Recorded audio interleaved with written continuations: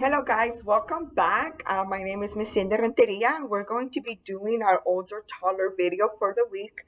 Thank you for coming back. Thank you for continuing to do our activities. We see you guys are having so much fun. We love receiving your pictures, your videos. It helps us with our teaching strategies as well. So please continue to send videos, to send pictures to your home visitor.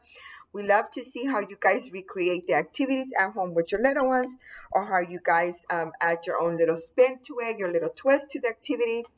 And once again, thank you so much for coming back. My name is Miss Cindy Renteria. We're going to be doing our older toddler video for the week. This week we have a double visit, so I will be going over two visits. We have two visits. Well, technically two visits, but it'll be two activity pages with you guys, and then we'll have one family well-being and one parenting child interaction. So we're gonna go ahead and start with our greeting song. From our greeting song, we read our story, and then we go on to our activities. Here we go. Miss Cindy's here today. Miss Cindy's here today. Clap, clap, clap. Miss Cindy's here today. So now, moms and dads, hopefully by now our little ones are already joining me and singing, and they're singing along with me. You can always add their first and last name. Miss Cindy Renteria is here. Miss Cindy Renteria is here because we want our little ones, since they are going to be transitioning to the center, we want them to be able to already know their full name. I normally said this last time, and I try to implement it every time we do a video. I want you to understand that your child is going to be going to the center. It's very important that they're able to say their first and last name and be able to recognize their full name. Sometimes we tend to give our children nicknames, but it's best that we start calling them by their full name. Since they go to school, they'll be writing their full name. They'll be being called by their full name. So this is a great chance to do it by implementing through singing. Kids love to learn through singing, so this is a fun way to do it with them. So I'll go ahead and move on with our book. Our book for this week is going to be Gus Grows a Plant. So here we have the front cover of the book. We also have the spine of the book, and we have the back of the book. It's very important that you guys go ahead and go over every part of the book and with your little one. And if they're able to do it on their own, let them go ahead. Front of the book, spine of the book, and back of the book. So here we go. Miss Cindy's going to start reading. Gus grows a plant.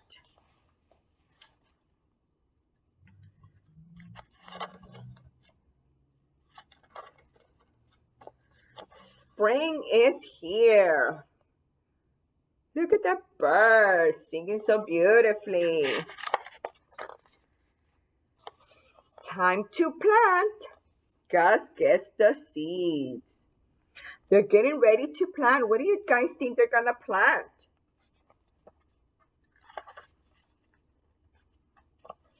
Dad digs. Gus digs too. They're digging. They're making room for the little seed to go in there.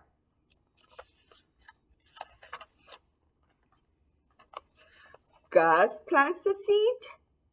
The seed needs water. So he's planting the seed here. Now they're pouring some water on the seed.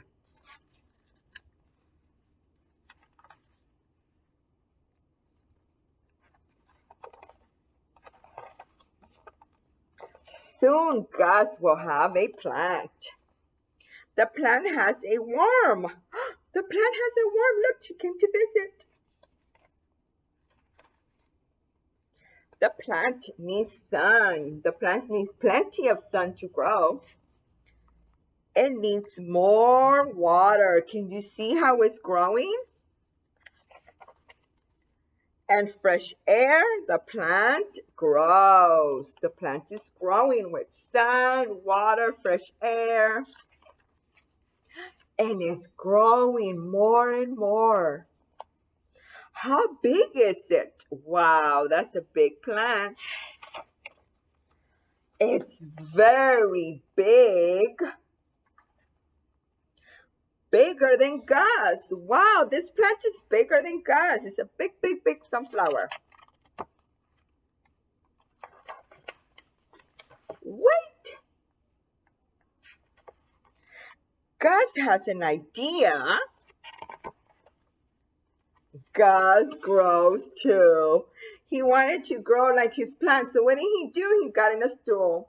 See, and I hope you guys enjoyed this story. Remember, moms and dads, we want to make story time a part of our daily routine. We want to make story time a part of our activities that we do every day with our little ones. And we want to make reading fun. Reading is very important, especially at this young age. We want to start implementing reading to them on a daily basis. And remember, we want mom to read the book, we want dad to read the book, and if it's possible, a sibling or a dad or a brother, they're more than welcome to read to the little ones. We want our little ones to find reading to be a special time, and it could be a one-on-one time, or it could be more of a family time with everybody together, and just make it fun for them. And I know little ones love to read. The first activity that we have here that you received in your packet is going to be cup stacking, which is problem solving and balancing. And what are we going to have for this activity, moms and dads? It's going to be several plastic cups, and if a large area can be on your table, it can be on the floor. And also, if you have a timer, if not, you can use your cell phone as a timer, and a book for this activity. This is going to be how we're going to do this activity. What we're going to do is give your child the cups on a flat surface. That can be in the floor, it can be on the dining table. Show him how to set up a row of cups and balance them on top of each other. Miss Cindy brought some cups. So we want to have cups. I brought these foam cups, but if you have plastic cups at home, it's even better.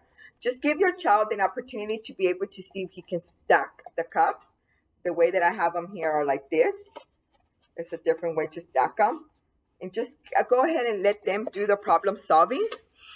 Like it says here, show him how to set up a row of cups and balance them on top of each other. Like if you put a lot of them in a row, you can always go back and put more. After your child has had some time and experiment the cups, give him a challenge. Can you make a tower with 5 cups tall? How high can you build a tower? So you want to encourage your little one. If you see that they're already able to stack some cups, so now you want to challenge them and tell them, let's see how tall you can do this tower. And just let them do it. Let them see how many cups they can stack. Of course, you want to provide them with at least 5 or more cups so they're able to do it. Also, if your little one's already counting, this is a perfect time to count the cups, to start quantifying, to start knowing how many cups he's stacking. Also, once your child has tried stacking the cups in a few different ways, you can use a stopwatch. This is where the stopwatch comes in hand. If you have a timer at home, if not, you can always use your cell phone. When you go to the clock area, there's always a timer on your cell phone. Also, you can say, how many cups can you stack in 1 minute? Or how high can you build in 1 minute? So you're going to put your timer on, and believe me, once they know they're being timed and it's a challenge, this is going to make it even more fun for them. And every little one likes a challenge, so this will be fun. Continue as long as your child is interested. If he wants to play this over and over again, as long as he's having fun, as long as he's the one interested in playing, keep playing, moms and dads. It's perfectly fine. And then also, the more opportunities your child has to evaluate this work, make adjustments, and become more efficient. This is where he's learning problem solving. He's learning balancing by stacking some cups. And then what's in it for us in cognitive? Challenges inspire children to think creatively about how to solve problems. Also, time limits help children develop innovative thinking skills. In order to be successful, they plan how to build before they even begin. Repeating the challenge helps them correct errors they did prior to evaluate what didn't work. So there's just going to be a lot of cognitive work. Their brains are going to be working really hard when they do this activity. Also, what is connecting across development when it comes to language? Challenge questions help develop children's receptive language skills. They have to interpret the question and act on it. This is when you tell them, how high can you stack? How many can you stack 5 cups? This is where the language comes in. And also social emotional. Building something against time limit helps children learn to regulate their bodies and energy levels. You're going to see that they're going to try to be fast. Also, motor. Building 3-dimensional structures requires a higher level of motor skills. And eye-hand coordination, because children must use both hands together.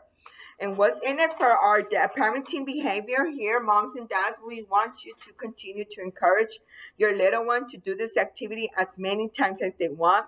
And you'll be very impressed to see how they use their brain and their creation to be able to stack the cups in many different ways, or even stack a pie like tall and big, like Gus Plant got really tall and big. So maybe this is what we want to see. We want to see big towers, guys. Also, here for book sharing, while reading a new story with your child, stop about halfway through and ask him to predict the ending. How would he solve the problem? And read the rest of the story and check his predictions. Did the things happen the way he thought they would? Did the character solve the problem the same way they would? Do you want to keep having open-ending questions when you do book sharing with your little one? And then in continue learning at home after this activity, you guys can use other household items. You can use, instead of even the plastic cups, you can use paper plates or shoe boxes or even old cereal boxes. And try to, work together and help your child think other ways to make it higher or longer or even wider stacks. And this can be many other things that your child can do in 1 minute.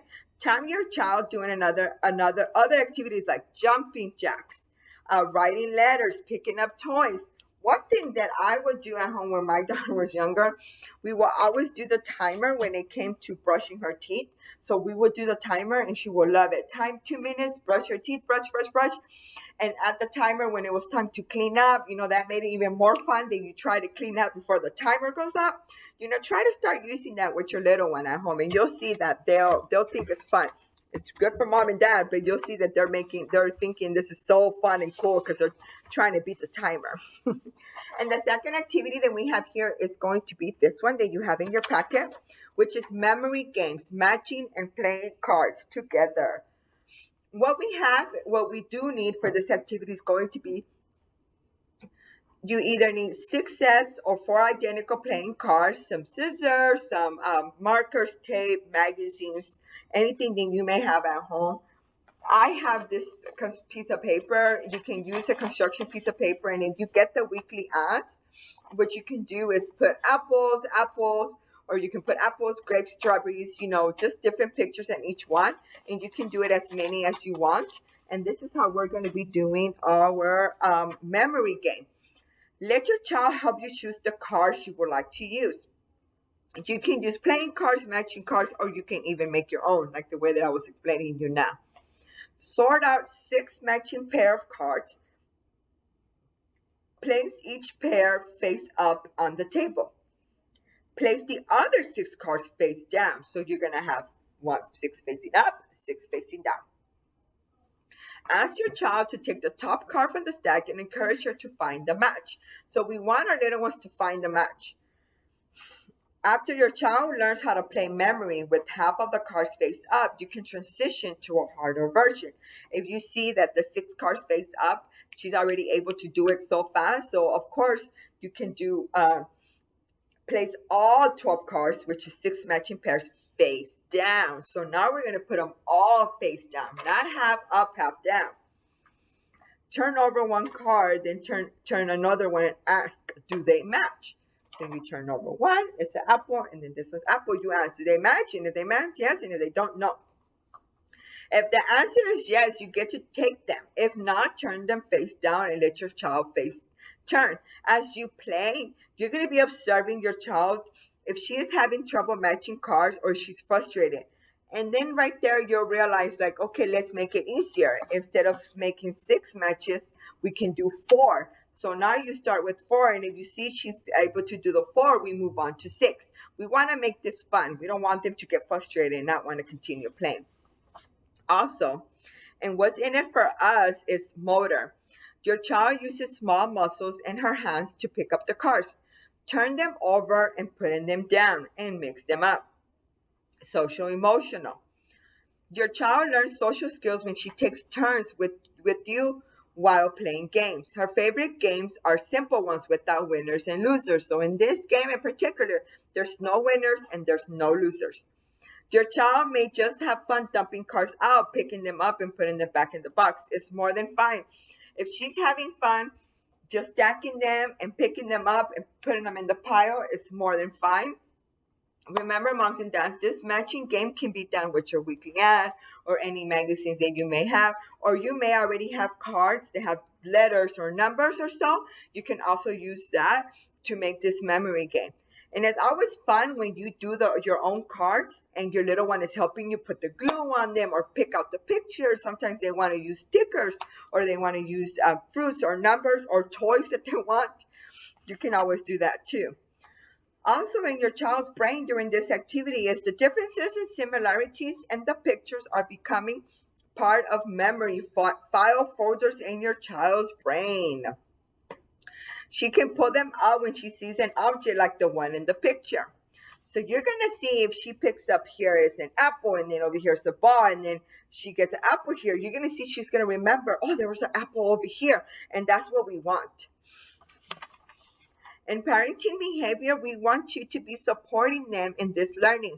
Your child learns the names and new objects and pictures in these games. So you want to be naming every picture prior to starting the activity. If you have fruits, you want to name all the fruits before you guys even start. Or ask her, what is this? What is this? So you can know, oh, she knows what a banana is. She knows what the grape is. She didn't know what the watermelon is. And it's fine. You guys go ahead and introduce it then. Also, in this continued learning with this activity, you guys can play lotto with your child. Use 2 pieces of cardboard to make game boards. Draw lines in the markers to divide each board. So you can draw a line here, and then a line here, and then a line here. So you have 6 spots here. And here you can put anything, let's say, or you can draw them. If you want to draw their favorite cartoon characters or numbers or so, you can go ahead and do that. Also, or you can let your child help you tape 12 different cards up on each section. Use the remaining 2 cards to take turns drawing and finding the match on the board. When you find one, place the card face down and to match the board. So let's say we have here 12. And he says a card, and he has a card here, so you place the card there. So you want them to do a matching game as well as doing lotto. I hope you guys enjoy this activity. It's really fun, especially for our little ones that are going to be transitioning to the center. That's going to help them a lot, and you guys can continue them during the summer. Also, what we have here for family well-being is going to be this handout, which is fitting in fitness. I know it's hard to get our exercise on at this time, but the weather's beautiful. It's raining less and less before it gets hot. It's really good to start getting our physics back. No more wearing sweaters. So this is a good way to start back on our fitness gear. The benefits of being more active are hard to ignore. Being active and fit doesn't involve hours of like sports or organized activities. It starts by a small burst of activity that make a big difference. We don't have to schedule a whole hour of swimming. Even 15-20 minute walk around your neighborhood is more than perfect.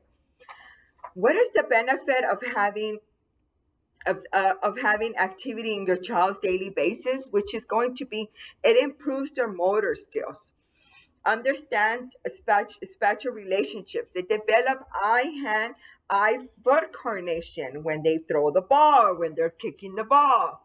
Develop language and social skills. Reduce the risk for heart disease and cancer and diabetes and later in life. If we make it a routine for our little ones to be active, they will be active until they're grown-ups. We have to be their first role model. If we are out there jogging, we're going to see our little one jogging right next to us. If we're kicking a ball, we're playing soccer, we're throwing balls, our little one is going to be as active as you are. So keep that in mind. And the benefit for outdoor activity or any type of physical activity for everybody, learn new skills, develop new interests. You feel a sense of accomplishment. You maintain a healthy body weight. You build endurance. You improves your moods. You have an increase of energy, reduce anxiety and stress. You sleep better, have more confidence in yourself. So this activity of fit and fitness is for the whole family. So I hope you guys enjoy this time outside with your families. I am so sorry. This is going to be the second part of the video where we are talking about our Development Center parenting handout.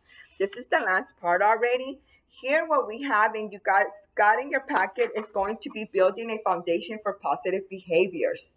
So we have here your child's abilities to think and act and communicate for himself are growing. This changes your parent-child relationship and it may affect your discipline strategies. This parent handout is really good. It gives you some good tips. It gives you secure attachment tips and everything. When he sees you're modeling positive behaviors, it helps him understand what you expect him to do. This builds a strong parent-child relationship called secure attachment. That's what we want. We want a secure attachment. Remember, our little ones are going to be transitioning to the center. All day long, your child watches you for cues about getting along with others, expressing thoughts and feelings, staying resilient when bad things happen, showing empathy, solving problems. Our little ones are always watching us on everything that we do. Your child also looks for you to set clear limits and resist giving into his demands. This helps him develop sense of security that makes it easier for him to cope with unfamiliar situations in positive ways. Secure attachment tips. Ways to build this relationship include spend a few minutes each day focusing on focusing all your attention on your child. Also, set up predictable rules and routines. Give him rules, give him routines that you know that he'll be able to accomplish. Praise your child for appropriate actions. If you see that he cleaned up the toys way before you even told them, that's a praise. You tell him, I love the way you cleaned up and you picked up the toys after you finished playing. I love the way how you picked up your socks and you put them in the dirty bin. You know, that's a way of praising them. And you want to let them know exactly why is it that you're praising them. Also, respond the same way every time when you're disappointed about his behavior. So if he does something wrong now, you do want to address it the same way you addressed the situation before. Don't address the situation yesterday and then he does it again today and you ignore it. Believe me, it's going to happen again. So you want to address the situations all the time the same way. And the reflection for you and mom and dad is take time to think about your family. Remember a recent situation when you set limits for your child. How did you do it? So you want to think about this. Make it a reflection about yourself. There's never a wrong or right answer. There are different views on reasonable rules. What guided yours? Your family history or culture may be influenced your views. Were there limits you set for your child similar to the different ones that you had in your own childhood? So this is something for you to reflect, for you to think about. Also, no relationship is perfectly positive. Even bad days can be a learning tool. If you keep working on building your relationship, it is never too late to repair a misstep. So it's always important, moms and dads, that we are learning every day together and we're learning every day along with our little ones. So we as moms and dads, we are building our positive behavior. We are the foundation of our children's positive behavior.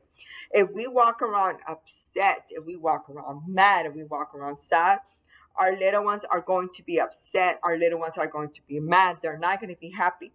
If we walk around and we say good morning, if you will notice, if you go outside, you say, good morning, how are you? Have a good day. Your next thing you know, your little one's going to be going out and he's going to wave, good morning, how are you? Or he's going to tell you, good morning, mommy, how are you? And that's what we want. We want to be our child's first teacher is you. So it's remember they are watching us everything that we do, every single thing that we're doing. Our little ones are watching us. If we are being polite, if we're greeting people, if we're solving problems, are we getting along with others? So remember, it's very important that that we know and that we remember that we're the ones building a foundation for positive behaviors for our little ones. Also, I wanted to remind you guys that we have our parent conference coming up this week. It's going to be Wednesday. It's going to be our first two objectives this Wednesday. I hope to see everybody there. We're very excited for this. The following week, we will have our second parent conference session. Remember, this conference is for you, mom and dad. We want you guys to be available for us. We're going to be learning together, doing activities together. You'll be able to socialize with other parents, of course, through Zoom. This year we couldn't do it in person, but hopefully next year we move on to better things and we will get back together like we normally do. Also, we are in transition to be doing our packets for children that are going to be returning to our program, and we're also going to be starting applications pretty soon.